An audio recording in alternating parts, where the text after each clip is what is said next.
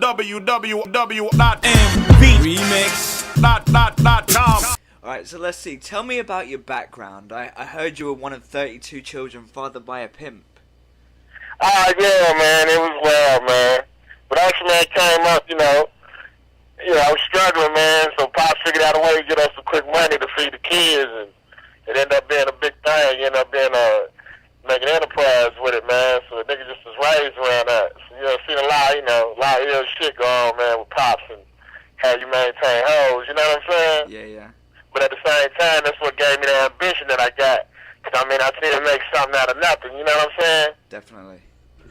So I just kind of took that, man, and now just taking it to a level where using the same tactics, man, but making it be a positive thing, man. So really just doing it for the kids right now, man. But yeah, it was a good and bad thing. Like I said, I learned a lot. And there was a lot of hands-on training, so I can't complain about it. You feel what I'm saying?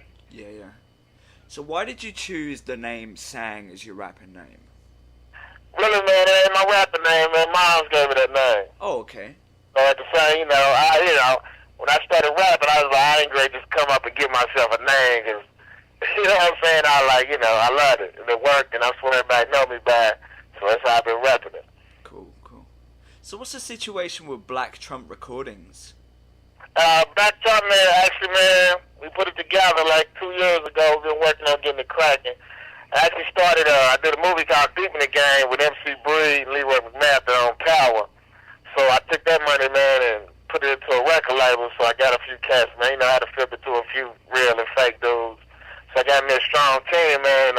We actually starting to jump it out for real, so I'm taking my time. I just had to sit back and research the game and seeing what people was wanting. So now Black Trump, man, really just be looking forward to Black Trump to be just as big as Def Jam and anything else, man. We're really ready for war with it, you know what I'm saying? Nice. So how did you get involved in sort of the creation of Deep in the Game? It was another one of them things, and the ambition, man. Somebody told me I couldn't do it. Somebody told me I couldn't write a movie. Somebody told me I couldn't direct it. Somebody said that a movie wouldn't jump in Louisville, Kentucky, and I wouldn't be able to get distribution with it. And I'm one of them cats, man, that you say I can't, and I say I can. You know what I'm saying? Yeah. So therefore, man, it just made me work real hard at it. So it took me about 6 months to get the script together. And I really took a lot of pieces out of my life, man, things I've seen. It still made it where it wasn't corny, you know what I'm saying, where you got a good storyline, but it wasn't the same thing you used to seeing. So I actually started out shooting on 35 film, and I had Rapping Forte, a few cats from the Bay Area, and then, the funds for shooting on 35 got so out of control that we had to bump it back to digital and end up finishing that way, and that's where MCee and Leroy Mav came in. So they had me financed, and we finished it out, you know what I'm saying, digital, but independently, you know what I'm saying? Nice. So which movie, as a result, has impacted you the most? Which is sort of your favorite movie that you've seen? I got to go with Scarface, man. I got to ride with that. Nice. Cause really, I like that, man. The story of it. Well, you know what I'm saying? It wasn't no good guys in it. Everybody was bad, you know what I'm saying? But it was one bad guy that stood out more than anybody, man. Definitely. So I love that. You know what I'm saying? Yeah. So what made you choose now as the time to try and start yourself musically?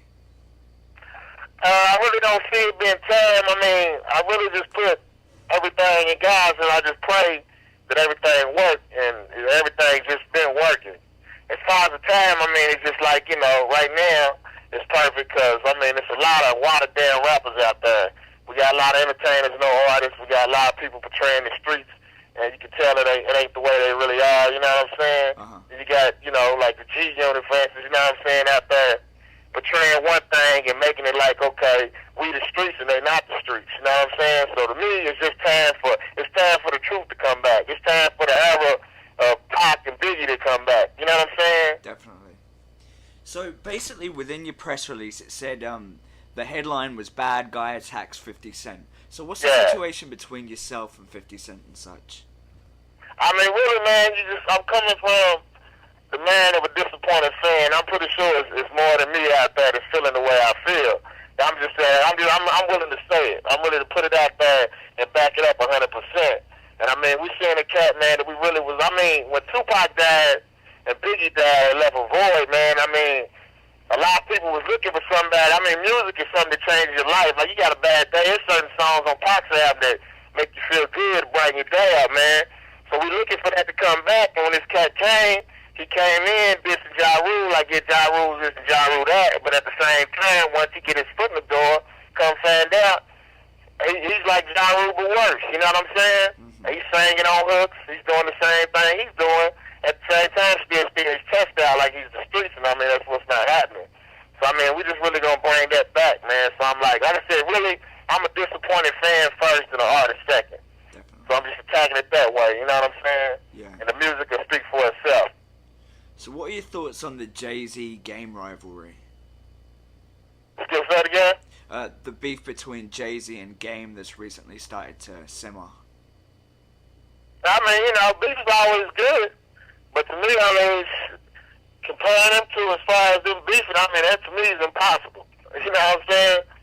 That's like, you know, the game, first of all, Jay-Z's too seasoned. The Game, come on, he's a part of a camp that everybody's, it's all, you know what I'm saying, cosmetic. You know what I'm saying? Yeah. So, I mean, you know, Jay-Z is a proven artist. He done proved that he did this, I did that. I mean, these cats, man, is just phony.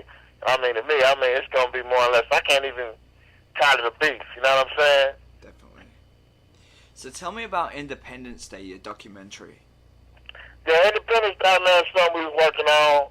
Me and a few guys knocked their heads together, man. And right now, as you can see, anybody else can see, Independence is really taking over to where, you know, that's the way everybody got to start eating now. Because a lot of people got more knowledge on the industry that they know 15 cents, 30 cents off an album ain't going to feed your family. Now everybody's seeing a way to eat. So what we going to do is we put together a documentary of a lot of majors that don't want independent, a lot of independents that don't want major, and you're getting exactly their view on the game. You're getting their losses, their trial and tribulations of what they went through. So right, you know, we working with the Outlaws.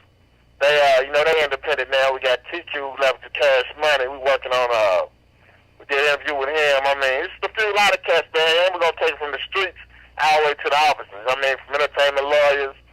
So it's really going to be kind of a guideline to where you can throw in your VCR, man, or your DVD player, man, and see how the game really works. Some people think it's what they want, but then you really don't know.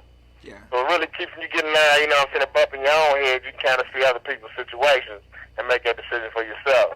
Cool. So what will that be coming out through, and when is it likely to be released? We shoot for March the 8th. We shooting around 50th Day to keep it real hot. You know, that way people can go out there and compare it themselves, man. Then we just going to start from the streets and let the project grow its own legs. So we shoot for March the 8th, most definitely. Cool, cool.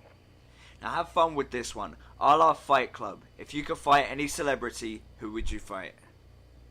Oh, man, it's anybody. It don't make a difference. I ain't going to turn that down with my collar. So specifically, right, what's going on with your music? The music, man, I mean, it's real music. I mean, when you hear it, you're going to see, man, that the truth is back. You're going to see that, you know, the streets is in it. You're going to hear, you know what I'm saying, my life. You're going to hear the struggle in it. You're going to see the material is real. I mean, you're going to feel it. Mm-hmm.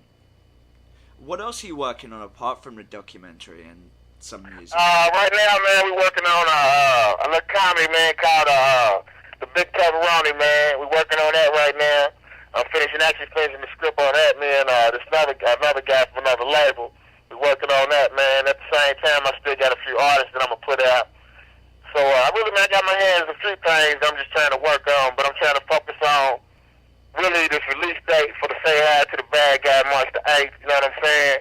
Focusing on really, you know what I'm saying, getting the people in the streets understanding that we need change in hip-hop and let people know, man, quit falling for anything, you know what I'm saying? Just because somebody got a real nigga uniform on, don't think it's what it is, you know what I'm saying? Definitely. Do you have any last words to your fans or potential fans that are going to be reading this? I mean, I see it from late to 80. Cool. I mean, if you want to hear the truth, man, I mean, you're a customer.